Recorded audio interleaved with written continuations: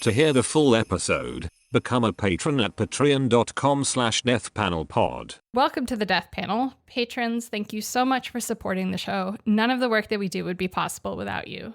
To become a supporter of the show and get access to the second weekly bonus episode, as well as the entire back catalog of bonus episodes, become a patron at patreon.com/deathpanelpod. And to help us out some more, share the show with your friends, post about your favorite episodes, pick up copies of Health Communism, A Short History of Trans Misogyny, and Abolish Rent at your local bookstore, or request them at your local library, and follow us at deathpanel_. I'm Beatrice Adler-Bolton, and today I'm joined by my co-host, Tracy Rosenthal. Hi. And the two of us are speaking with Rebecca Burns about a piece that she reported on last year for In These Times called Inside the Right's War on the Homeless, that is particularly relevant to revisit in the context of the Trump administration's moves to call in the National Guard to D.C., particularly targeting encampments and folks who are homeless. Rebecca is In These Times' housing editor and an award-winning investigative reporter. Her work has appeared in Business Insider, The Chicago Reader, The Intercept, ProPublica, and other outlets. And again, the piece that we're talking about today was published last year in These Times last August, and it's called Inside the Right's War on the Homeless. Rebecca, welcome to the Death Panel, and thank you so much for joining us today. Thanks for having me. We're so glad to have you with us. Your article came out almost exactly a year ago, and while it's not new, the analysis actually feels more urgent than ever in many ways. At the time, you were tracing how right-wing policymakers, think tanks, and figures were working in concert to redefine homelessness as a problem of disorder and criminality rather than of dispossession and abandonment within the political economy.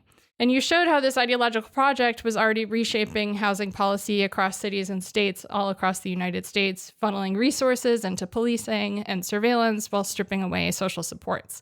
And a lot of the blueprint that you detailed, is evident in everything from the executive order that we covered recently on the show, also with Tracy, that redirects funding from various sources into more carceral housing options, ending housing first, increasing the availability of involuntary commitment, et cetera, to stuff going on right now in DC with the National Guard.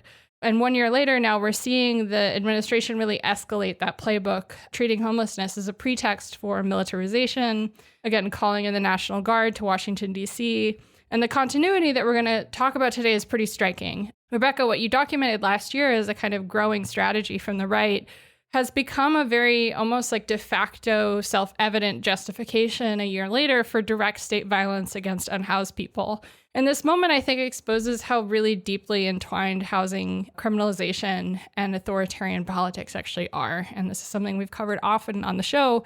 But I really am so glad that you're joining us today to revisit this piece from a year ago, because I think it just gives us a really great grounding to think through the current moment. So before we dive into the larger conversation that we want to have today, I'd love if you could just start us off by giving listeners who haven't read the piece a brief overview of what it covers, and then share how you see some of its analysis connecting to this recent wave of news out of DC. Yeah, thanks so much. So this piece focused on the Cicero Institute. So this is an organization launched a few years ago by Joe Lonsdale, the billionaire co-founder of surveillance technology company Palantir. And I think of the Cicero Project as taking the policy and organizing model of the American Legislative Exchange Council. So, kind of propagating these copy and paste bills at the state level, wooing conservative state legislators, and then really kind of marrying that with the ambitions of, the tech right that's ascendant right now. So Joe Lonsdale worked at Palantir with Peter Thiel. The two continue to sort of be part of broadly the same political project. So Cicero has a number of areas of public policy that it's focused on, private prisons, so-called regulatory reform. But kind of their key push has been passing state laws that accelerate the criminalization of unhoused people. And so, first, I kind of want to make a distinction here between local level laws criminalizing, what we might call acts of living. So sitting, lying down in public. Those have been a fully bipartisan project and were not new when Cicero came in. But what Cicero really did quite successfully is kind of supercharged that really dangerous state of affairs in two ways. So where before, we had seen, again, local lawmakers of all stripes, if they're approached by constituents who are angry about seeing unhoused people, they sort of reach for criminalization as a, harmful, ineffective, but readily available policy. What Cicero did was sort of start to make policy about this at the state level. So first, their model policies, which have been passed in more than a dozen states at this point, set much harsher penalties. So their template legislation allows for a fine of up to $5,000 for individuals who repeatedly violate bans on public camping that are propagated by these laws. It also punishes cities that don't enforce camping bans. And then it links that criminalization, I think, with kind of a bigger right-wing project, that's, as you just mentioned, Beatrice, bringing back this idea of changing civil commitment laws, of involuntarily committing people, also of defunding cities, especially progressive cities. So their template legislation also kind of financially punishes cities with higher than average rates of unhoused people and actually allows property owners to sue when cities fail to enforce camping bans. So the piece that I did last year really just kind of walks through how they've been able to make this kind of criminalization the norm in a lot of states. And I think really also change the discourse, which, certainly I don't think was, nuanced and understanding and full of solutions, but to really make this issue of tent encampments in particular kind of a tip of the spear for these talking points about, disorder, about chaos in our cities, and sort of part of, the right's broader culture war. As our co-host and colleague Phil Rocco pointed out recently, I think a lot of people have been dismissing what's been going on in DC as a kind of moment of political theater, as if to say it doesn't really matter.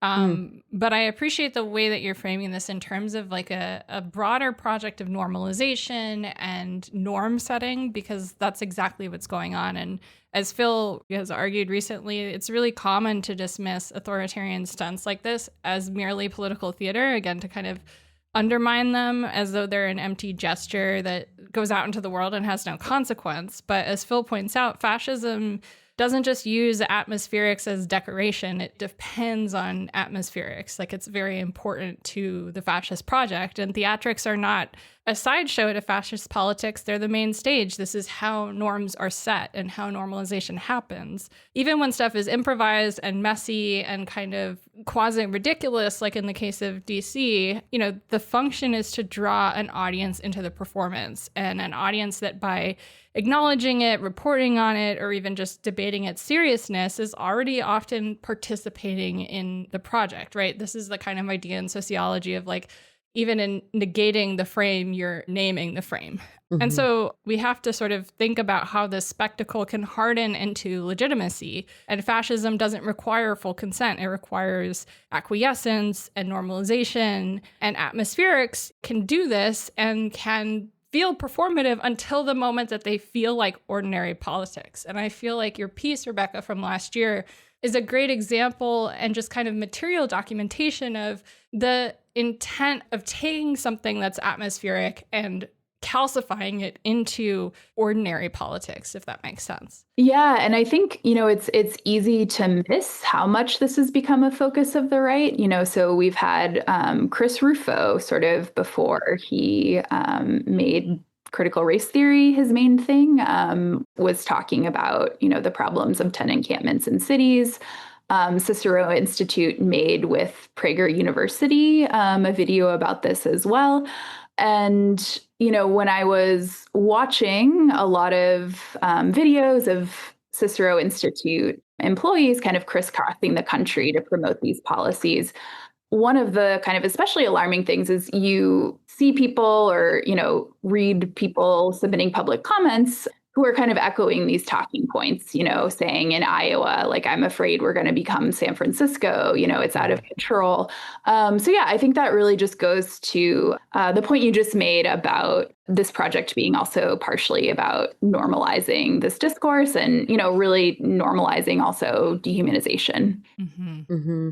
Yeah, I mean, I think that this kind of dynamic between the right setting up problems of urban centers as the sort of stage for their national recruitment efforts. And I think that, to think about one purpose of these spectacular forms of violence is normalization, but it's also, polarizing people on the side of, the perpetrators effectively. And I think that when I look at what's happening in DC and I look at the math, right, which is 800 National Guard troops for an estimated 900 unhoused people, right? That is the math. And then, there are red states all over the country surging forces to DC, right? Yeah. That they're participating in this project. We know that something like 70 encampments have already been swept there, and, that the spokespeople of the project have basically said that jail is the solution for where people will go because there's not enough shelter, and there's not even a question about that. I think it's really important to, as you do in your piece, to sort of situate these attacks on surplus populations in urban centers as a centerpiece, not only of the hardening and the rightward drift of democratic policymakers in those places, but of a sort of broad national project. And I think that, it was so interesting. One thing that's so haunting about your piece also is the crisscrossing between Joe Lonsdale's Cicero Institute and Greg Abbott's, and to think about how Abbott's, his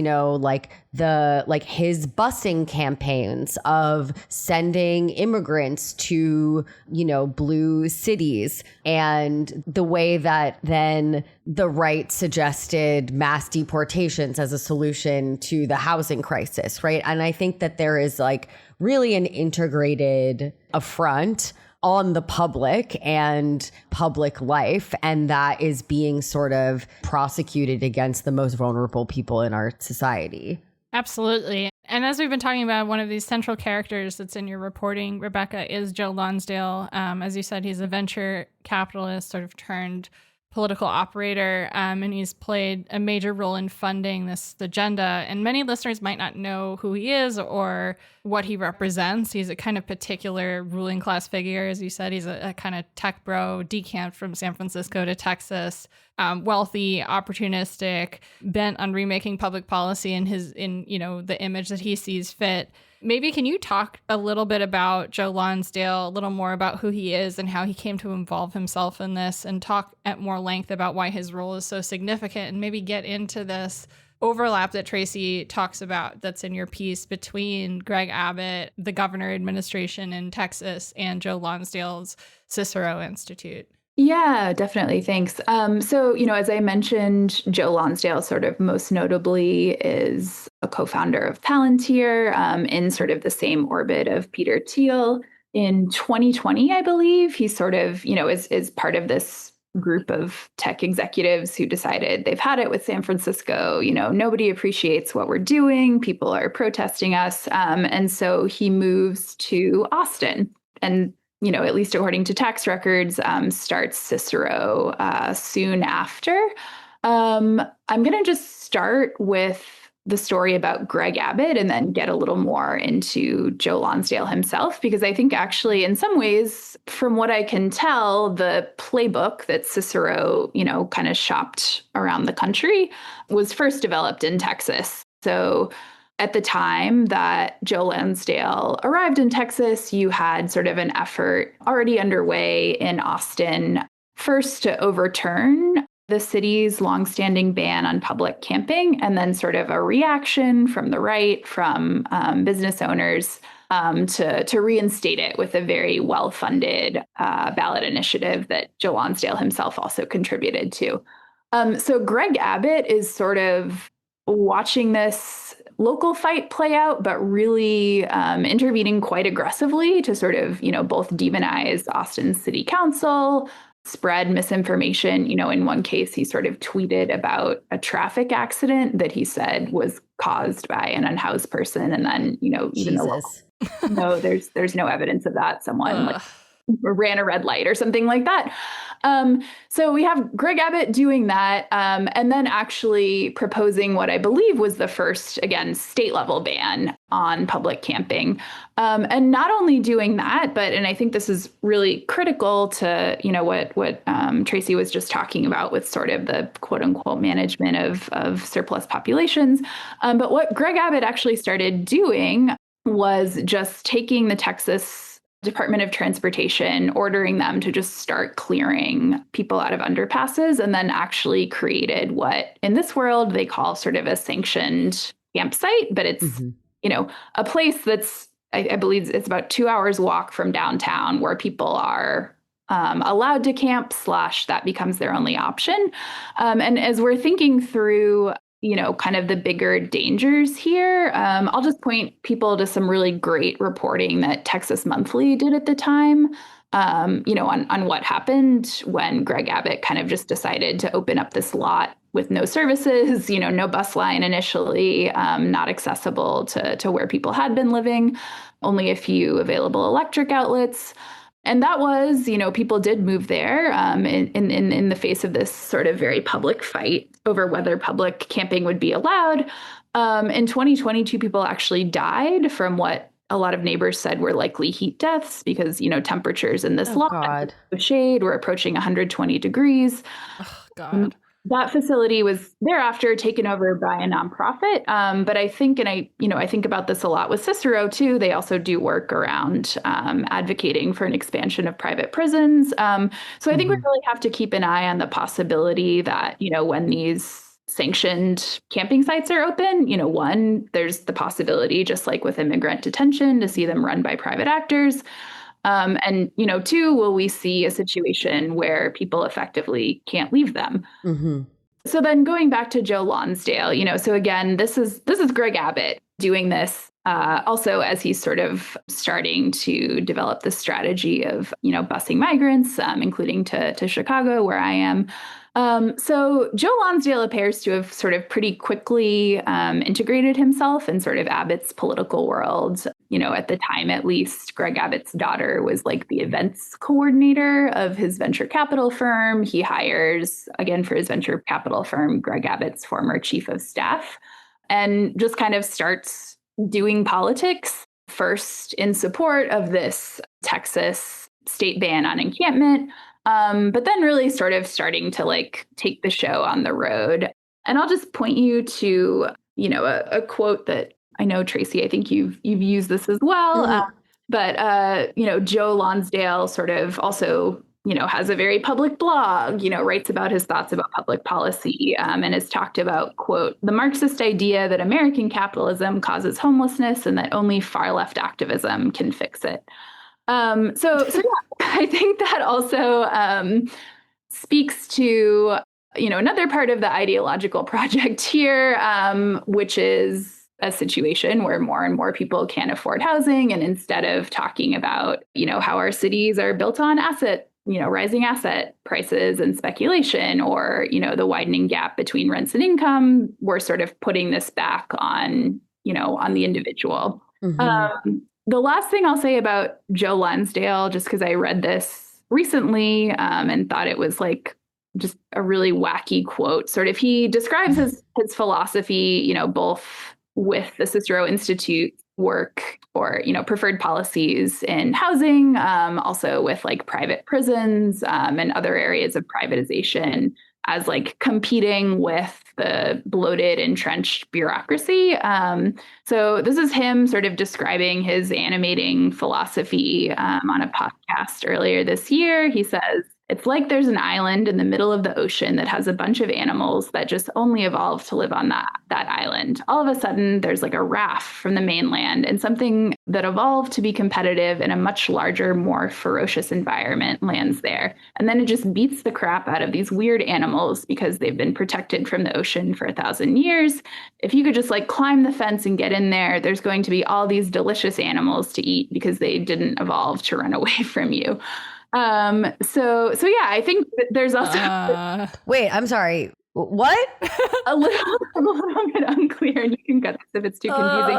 It's like a That's Darwinist, social Darwinist metaphor that is so loud, it's disgusting. I mean, but I think he basically just has this idea that To hear the full episode, become a patron at patreon.com/deathpanelpod. You'll get access to this and the rest of our catalog of patron-only episodes, and be the first to get a new patron episode every Monday when it drops. With love, the Death Panel.